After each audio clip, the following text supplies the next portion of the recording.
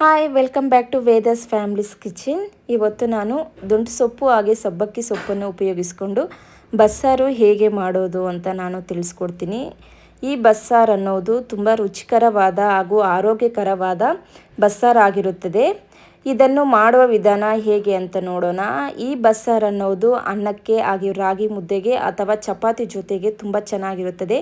ಮನೆಯಲ್ಲಿ ಸುಲಭವಾಗಿ ಸಿಗುವ ಪದಾರ್ಥಗಳಿಂದಲೇ ಈ ರೆಸಿಪಿಯನ್ನು ಮಾಡೋದು ಹೇಗೆ ಅಂತ ನಾನು ತಿಳಿಸ್ಕೊಡ್ತೀನಿ. ಇನ್ನು ಯಾರೆಲ್ಲ ಸಬ್ಸ್ಕ್ರೈಬ್ ಮಾಡ್ಕೊಂಡಿಲ್ಲ ನನ್ನ ಚಾನಲ್ನ, ಪ್ಲೀಸ್ ಸಬ್ಸ್ಕ್ರೈಬ್ ಮಾಡ್ಕೊಳ್ಳಿ, ಹಾಗೆ ಬೆಲ್ ಐಕಾನ್ನ ಕ್ಲಿಕ್ ಮಾಡಿ.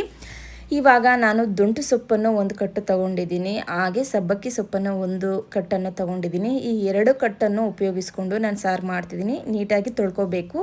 ನೀರಲ್ಲಿ ಚೆನ್ನಾಗಿ ಒಂದು 2 ಟೈಮ್ಸ್ನ ನೀಟಾಗಿ ತೊಳ್ಕೊಂಡು ಒಂದು ಬಟ್ಲಿಗೆ ಸೈಡಲ್ಲಿ ಇಟ್ಕೋಬೇಕು. ಇದರಲ್ಲಿ ಮಣ್ಣು ಅದು ಇದು ಇರೋದ್ರಿಂದ ನಾನು 2 ಟೈಮ್ಸ್ನ ತೊಳ್ಕೊಂಡು ನೀಟಾಗಿ ಒಂದು ಬಟ್ಲಲ್ಲಿ ಸೈಡಲ್ಲಿ ನಾನು ಇಟ್ಕೊಂಡಿದ್ದೀನಿ. ನೋಡಿ, ಈ ಥರ ಚೆನ್ನಾಗಿ ತೊಳ್ಕೊಂಡಿದ್ದೀನಿ. ಹಾಗೆ ಒಂದು ಕುಕ್ಕರಲ್ಲಿ ನಾನು ಅವರೆ ಬೇಳೆನೇ ಯೂಸ್ ಮಾಡ್ತಿದ್ದೀನಿ. ಇಫ್ ಇನ್ ಕೇಸ್ ನಿಮ್ಮ ಹತ್ರ ತೊಗರಿ ಬೇಳೆ ಏನಿದ್ರೆ ಯಾವ ಥರ ಬೇಳೆ ಇದ್ರೂ ಯೂಸ್ ಮಾಡ್ಕೋಬಹುದು. ಇದು ಮನೆಯಲ್ಲೇ ನಾವು ಬೆಳೆದಿರೋದು ಆಗೋದ್ರಿಂದ ನಾನು ಅದನ್ನೇ ಯೂಸ್ ಮಾಡ್ತಿದ್ದೀನಿ. ತೊಳ್ಕೊಂಡಿರೋ ಸೊಪ್ಪನ್ನು ಹಾಕ್ಕೊಂಡು ಹಾಗೆ 2 ಟೊಮೊಟೊನ ನಾನು ಕಟ್ ಮಾಡ್ಕೊಂಡಿದ್ದೀನಿ. ಇಫ್ ಇನ್ ಕೇಸ್ ನಿಮಗೆ ಏನಾದರೂ ಹುಳಿ ಜಾಸ್ತಿ ಬೇಕು ಅಂತ ಹೇಳಿದ್ರೆ ಒಂದು 3 ಹಾಕ್ಕೊಳ್ಳಿ. ನಾನು 2 ಉಪಯೋಗಿಸ್ಕೊಂಡಿದ್ದೀನಿ. ಇದಕ್ಕೆ ರುಚಿಗೆ ತಕ್ಕಷ್ಟು ಉಪ್ಪನ್ನು ಹಾಕ್ಕೊಂಡಿದ್ದೀನಿ. ಹಾಗೆ 1 ಟೇಬಲ್ ಸ್ಪೂನಷ್ಟು ನಾನು ಅರಿಶಿನ ಪುಡಿ ಯೂಸ್ ಮಾಡ್ತಿದ್ದೀನಿ. ಇದನ್ನು ಎಲ್ಲನೂ ಮಿಕ್ಸ್ ಮಾಡಿಕೊಂಡು 2 ಲೋಟನ ನಾನು ನೀರು ಹಾಕ್ಕೊಂಡಿದ್ದೀನಿ. ನಿಮ್ಗೇನಾದರೂ ಬಸ್ಸಾರು ಏನಾದರೂ ಜಾಸ್ತಿ ಬೇಕು ಅಂತ ಹೇಳಿದ್ರೆ ನೀವು ಬೇಕಾದರೂ 3 ಲೋಟ ಹಾಕ್ಕೊಳ್ಳಿ. ನಾನು 2 ವಿಸಿಲ್ನ ಕೂಗಿಸ್ಕೊಂಡಿದ್ದೀನಿ. ನೋಡಿ, 2 ವಿಸಿಲ್ ಕೂಗಿಸ್ಕೊಂಡು ಸೈಡ್ಗೆ ಎತ್ತಿಟ್ಕೊಂಡಿದ್ದೀನಿ. ಈಗ ಖಾರ ರುಬ್ಕೊಳೋದಕ್ಕೆ ಒಂದು ಕಡಾಯಿ ಇಟ್ಟು ಅದಕ್ಕೆ 2 ಟೇಬಲ್ ಸ್ಪೂನಷ್ಟು ನಾನು ಆಯಿಲ್ ಹಾಕ್ಕೊಂಡಿದ್ದೀನಿ. ಹಾಗೆ 2 ಟೇಬಲ್ ಸ್ಪೂನಷ್ಟು ನಾನು ಜೀರಿಗೆ ಉಪಯೋಗಿಸ್ತಿದ್ದೀನಿ. ಬಸ್ಸಾರಿಗೆ ಮೇನ್ ಸೀಕ್ರೆಟ್ ಅಂದರೆ ಇದೆ, ನಿಮಗೆ ಜೀರಿಗೆ ಸ್ವಲ್ಪ ಜಾಸ್ತಿ ಹಾಕೋದ್ರಿಂದ ಬಸ್ಸಾರು ಅನ್ನೋದು ತುಂಬ ಚೆನ್ನಾಗಿ ಬರುತ್ತೆ, ಒಳ್ಳೆ ರುಚಿಯಾಗಿ ಬರುತ್ತೆ. ಹಾಗೆ ಮೆಣಸು ನಾನು ಒಂದು ಅರ್ಧ ಟೇಬಲ್ ಸ್ಪೂನಷ್ಟು ನಾನು ಮೆಣಸು ಹಾಕ್ಕೊಂಡಿದ್ದೀನಿ. ಇವೆರಡನ್ನು ಹಾಕ್ಕೊಂಡು ಚೆನ್ನಾಗಿ ಹುರ್ಕೊಳ್ಳಿ. ಹಾಗೆ ನಾನು ಆನಿಯನ್ಸು 2 ಉಪಯೋಗಿಸ್ಕೊಂಡಿದ್ದೀನಿ. ಸಣ್ಣದಾಗಿ ಕಟ್ ಮಾಡಿಕೊಂಡು 2 ಆನಿಯನ್ಸ್ನ ಎಣ್ಣೆಯಲ್ಲಿ ನೀಟಾಗಿ ಹುರ್ಕೋತಿದ್ದೀನಿ. ಇದು ಅಷ್ಟೇ, ನಿಮಗೆ ಬ್ರೌನ್ ಗೋಲ್ಡನ್ ಕಲರ್ ಬರೋವರೆಗೂ ನೀಟಾಗಿ ಎಣ್ಣೆಯಲ್ಲಿ ಹುರ್ಕೊಳ್ಳಿ. ಹಾಗೆ 1 ಗಡ್ಡೆಯಷ್ಟು ನಾನು ಬೆಳ್ಳುಳ್ಳಿ ಸಿಪ್ಪೆ ತೆಗೆದು ಹಾಕ್ಕೊಂಡಿದ್ದೀನಿ. ಎಲ್ಲನೂ ಒಂದು ಚೆನ್ನಾಗಿ ಒಂದು ಬ್ರೌನ್ ಕಲರ್ ಬರೋವರೆಗೂ ನೀಟಾಗಿ ಹುರ್ಕೊಳ್ಳಿ. ಹಾಗೆ ಒಣ ಮೆಣಸಿನಕಾಯಿ ನಾನು ಒಂದು 6ರಿಂದ 7 ಉಪಯೋಗಿಸ್ತಿದ್ದೀನಿ. ಇದನ್ನು ಸಹ ನಾನು ಹಾಕ್ಕೊಂಡು ಎಣ್ಣೆಯಲ್ಲಿ ಚೆನ್ನಾಗಿ ಹುರ್ಕೋತಿದ್ದೀನಿ. ಹಾಗೆ ನಿಂಬೆಹಣ್ಣು ಗಾತ್ರದಷ್ಟು ಹುಣಸೆಹಣ್ಣು ತಗೋತಿದ್ದೀನಿ. ನಿಮಗೆ ಆಲ್ರೆಡಿ ನಾನು ಟೊಮೊಟೊ ಯೂಸ್ ಮಾಡಿದ್ದೀನಿ, ಅದಕ್ಕೆ ಸ್ವಲ್ಪ ಹಾಕೋತಿದ್ದೀನಿ. ಹಾಗೆ ಹಸಿದು ತೆಂಗಿನಕಾಯಿ ತುರಿ ಹಾಕೋತೀನಿ, ಕಾಯಿನ ಹಾಕ್ಕೊಂಡು. ಹಾಗೆ ಮಿಕ್ಸರ್ ಜಾರ್ ತಗೊಂಡು ಇದೆಲ್ಲ ಹಾಕಿ ನಾವು ಮಿಕ್ಸಿ ಮಾಡ್ಕೋಬೇಕಾಗುತ್ತೆ. ಇದು ತಿನ್ ಪೇಸ್ಟಾಗಿ ನೀಟಾಗಿ ಮಿಕ್ಸಿ ಮಾಡ್ಕೊಳ್ಳಿ. ಹಾಗೆ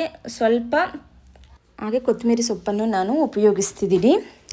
ಕೊತ್ತಂಬರಿ ಸೊಪ್ಪು ಅಷ್ಟೇ ಒಂದು ಹಿಡಿಯಷ್ಟು ನಾನು ಕೊತ್ತಂಬರಿ ಸೊಪ್ಪು ಹಾಕ್ಕೊಂಡು, ಹಾಗೆ ನಾನು ಸಾಂಬಾರು ಪುಡಿಯನ್ನು ಉಪಯೋಗಿಸ್ತಿದ್ದೀನಿ. ಇದಕ್ಕೆ ನಾನು 2 ಟೇಬಲ್ ಸ್ಪೂನಷ್ಟು ನಾನು ಸಾಂಬಾರು ಪುಡಿಯನ್ನು ಉಪಯೋಗಿಸ್ತಿದ್ದೀನಿ. ನೋಡಿ, ಈ ಥರ ನಾನು ನೀಟಾಗಿ ಮಿಕ್ಸಿ ಮಾಡ್ಕೊಂಡಿದ್ದೀನಿ.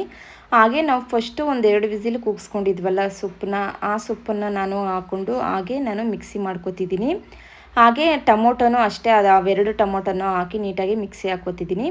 ಇವಾಗ ಪಲ್ಯಕ್ಕೆ ಯಾವ ಥರ ಮಾಡೋಣ ಅಂತ ನೋಡೋಣ ಬನ್ನಿ. ಇದಕ್ಕೆ ಒಂದು ಕಡಾಯಿ ಇಟ್ಕೊಂಡು 1 ಟೇಬಲ್ ಸ್ಪೂನಷ್ಟು ಸಾಸಿವೆ, ಹಾಗೆ 1-2 ಗಡ್ಡೆಯಷ್ಟು ಆನಿಯನ್ಸ್ ತಗೊಂಡು ನೀಟಾಗಿ ಸಣ್ಣದಾಗಿ ಕಟ್ ಮಾಡಿಕೊಂಡು ಆನಿಯನ್ಸ್ನ ಹಾಕ್ಕೊಂಡು ಬ್ರೌನ್ ಕಲರ್ ಬರೋವರೆಗೂ ನೀಟಾಗಿ ಆಯಿಲಲ್ಲಿ ನೀಟಾಗಿ ಹುರ್ಕೊಳ್ಳಿ. ಹಾಗೆ ಇದಕ್ಕೆ ನಿಮಗೆ ಒಣ ಮೆಣಸಿನ್ಕಾಯಿ 1-2 ಒಣ ಮೆಣಸಿನ್ಕಾಯಿ ನೀಟಾಗಿ ಕಟ್ ಮಾಡ್ಕೊಳ್ಳಿ, ಹಾಕ್ಕೊಳ್ಳಿ. ಹಾಗೆ ನಾನು ಬೆಳ್ಳುಳ್ಳಿ 1-2 ಅಗಲಷ್ಟು ನೀಟಾಗಿ ಚಿಕ್ಕದಾಗಿ ಜಜ್ಜಿಕೊಂಡು ನಾನು ಹಾಕ್ಕೊಂಡಿದ್ದೀನಿ. ಹಾಗೆ ಒಣ ಮೆಣಸಿನ್ಕಾಯಿ ಒಂದು 3 ಇಲ್ಲ 4 ಅಷ್ಟು ನಾನು ಉಪಯೋಗಿಸ್ತಿದ್ದೀನಿ. ಖಾರ ನಿಮಗೆ ಎಷ್ಟು ಬೇಕೋ ಅಷ್ಟನ್ನೇ ನೀವು ಒಣ ಮೆಣಸಿನ್ಕಾಯಿನ ನೀಟಾಗಿ ಯೂಸ್ ಮಾಡ್ಕೊಳ್ಳಿ. ಹಾಗೆ 1 ಟೇಬಲ್ ಸ್ಪೂನಷ್ಟು ನಾನು ಕೊರಿಯಾಂಡರ್ ಪೌಡರನ್ನು ಉಪಯೋಗಿಸ್ತಿದ್ದೀನಿ. ಅದನ್ನು ನೀಟಾಗಿ ಮಿಕ್ಸ್ ಮಾಡಿಕೊಂಡು ಒಂದು ಆಯಿಲಲ್ಲಿ ಒಂದಷ್ಟು ಘಮ ಅಂತ ಸ್ಮೆಲ್ ಬರೋವರೆಗೂ ನೀಟಾಗಿ ಹುರ್ಕೊಳ್ಳಿ. ಹಾಗೆ ಪಲ್ಯಕ್ಕೆ ಅಂತ ಸಪ್ರೇಟಾಗಿ ನಾವು ಬೇಳೆ ಮತ್ತು ಸೊಪ್ಪನ್ನು 2 ಸಪ್ರೇಟಾಗಿ ಇಟ್ಕೊಂಡಿದ್ವಲ್ಲ, ಆ ಸೊಪ್ಪನ್ನ ಹಾಕಿ ನೀಟಾಗಿ ಮಿಕ್ಸ್ ಮಾಡಿಕೊಂಡ್ರೆ, ಸ್ವಲ್ಪ ಕೊರಿಯಾಂಡರ್ ಪೌಡರ್ ಹಾಕ್ಕೊಂಡ್ರೆ ಮುಗೀತು, ಪಲ್ಯ ಅನ್ನೋದು ರೆಡಿ ಆಗುತ್ತೆ. ಹಾಗೆ ಸಾಂಬಾರು ಹೇಗೆ ಮಾಡೋದು ಅಂತ ನೋಡೋಣ. ಇದಕ್ಕೆ ಒಂದು ಕಡಾಯಿ ಇಟ್ಕೊಂಡು 2 ಟೇಬಲ್ ಸ್ಪೂನಷ್ಟು ಎಣ್ಣೆ ಹಾಕಿ, ಹಾಗೆ ಸಾಸಿವೆ ಹಾಕಿ ಚಿಟಪಟ ಅಂತ ಸೌಂಡ್ ಬಂದಾಗ ಹಾಗೆ ಜೀರಿಗೆ ಅನ್ನೋದು 1 ಟೇಬಲ್ ಸ್ಪೂನಷ್ಟು ಉಪಯೋಗಿಸ್ಕೊಳ್ಳಿ. ಹಾಗೆ ಆನಿಯನ್ಸು ಅಷ್ಟೇ ಸಣ್ಣ ಸಣ್ಣದಾಗಿ ಕಟ್ ಮಾಡಿಕೊಂಡು ಅದನ್ನು ಹಾಕ್ಕೊಂಡು ಅದು ನೀಟಾಗಿ ಕಲರ್ ಬರೋವರೆಗೂ ನಾವು ಯೂಸ್ ಮಾಡಿಕೊಂಡು ಇದು ಹುರ್ಕೊಳ್ಳಿ. ಹಾಗೆ ನಾವು ಬೆಳ್ಳುಳ್ಳಿಯನ್ನು ಸ್ವಲ್ಪ ಚಿಪ್ಪೆ ತೆಗೆದು ಸ್ವಲ್ಪ ಜಜ್ಜಿಟ್ಕೊಂಡು ಅದನ್ನು ಹಾಕ್ಕೋತಿದ್ದೀನಿ.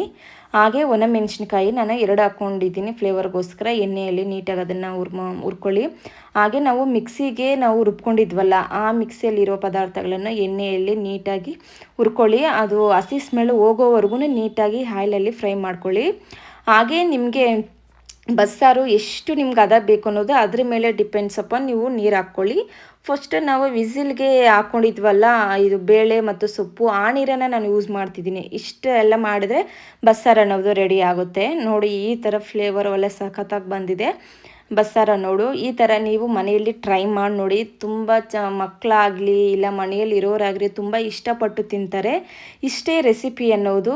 ನಿಮ್ಮಲ್ಲಿ ಏನಾದರೂ ಇಷ್ಟ ಆಗಿದರೆ ನನ್ನ ವೀಡಿಯೋಸ್ ನೋಡಿ ನಿಮಗೇನಾದರೂ ಈ ರೆಸಿಪಿ ಅನ್ನೋದು ಇಷ್ಟ ಆಗಿದ್ದರೆ ಪ್ಲೀಸ್ ಸಬ್ಸ್ಕ್ರೈಬ್ ಮಾಡ್ಕೊಳ್ಳಿ, ಇಲ್ಲ ಲೈಕ್ ಮಾಡಿ, ಹೀಗೆ ಸಪೋರ್ಟ್ ಮಾಡ್ತಾಯಿರಿ. ನಿಮ್ಗೇನಾದರೂ ಬೇರೆ ರೆಸಿಪಿ ಏನಾದರೂ ಬೇಕು ಅಂತಂದರೆ ಪ್ಲೀಸ್ ಕಮೆಂಟ್ ಮೂಲಕ ನನಗೆ ತಿಳಿಸಿ. ನಾನು ಟ್ರೈ ಮಾಡ್ತೀನಿ, ಬೇಕಾದ್ರೆ ತೋರಿಸ್ಕೊಡ್ತೀನಿ ಏನೆಲ್ಲ ಬೇಕು ಅಂತಂದರೆ.